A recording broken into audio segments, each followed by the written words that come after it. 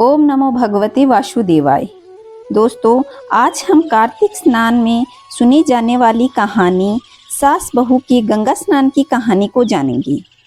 एक सास थी जो कार्तिक नहाने के लिए 12 कोस जाती थी और बहू थी वह घर में ही कठियाड़ा में पानी डालकर कहती कि मन चंगा तो कठौती में गंगा, और गंगा जी वहीं आ जाती और वह नहा लेती।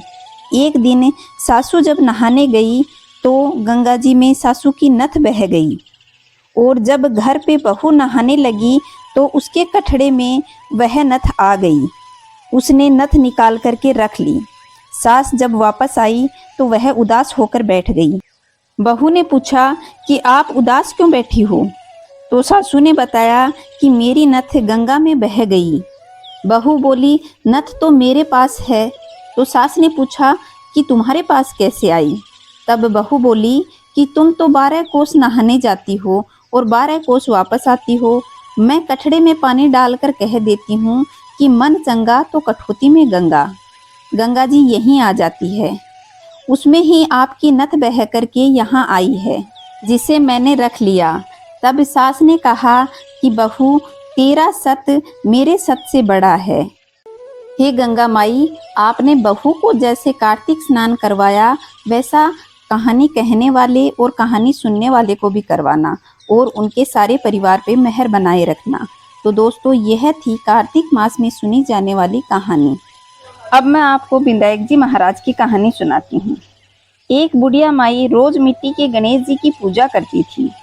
बुढ़िया माई रोज मिट्टी के गणेश जी बनाती और रोज गल जाती। उसके घर के सामने एक सेठ जी का मकान बन रहा था। बुढ़िया माई सेठ जी के मकान पर जाकर राजगीर से बोली कि भाई, मेरे मिट्टी के बनाए गणेश जी रोज गल जाते हैं, आप मेरी पूजा के लिए पत्थर के गणेश जी बना दो, आपकी बड़ी कृपा होगी।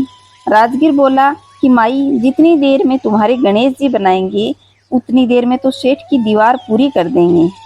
बुढ़िया माई ने दुखी मन से कहा कि तेरी दीवार टेढ़ी हो जाए। अब राजगीर काम करते और शाम होते होते दीवार टेढ़ी ही बन रही थी। शाम को सेठ जी आए और पूछा कि आज कुछ काम क्यों नहीं किया। तब राजगीर ने बुढ़िया माई वाली बात बताई। तब सेठ जी ने बुढ़िया माई से जाकर कहा, माई, तुम हमारी दीवार सीधी करवा दो, हम तुम्हें सोने के गणेश जी बनवा कर देंगे। गणेश जी यह सुनते ही सेठ की दीवार सीधी कर दी। सेठ जी ने बुढ़िया माई को पूजा करने के लिए सोने के गणेश जी बनवा कर दे दिए। गणेश जी को पाकर बुढ़िया माई बहुत प्रसन्न हुई।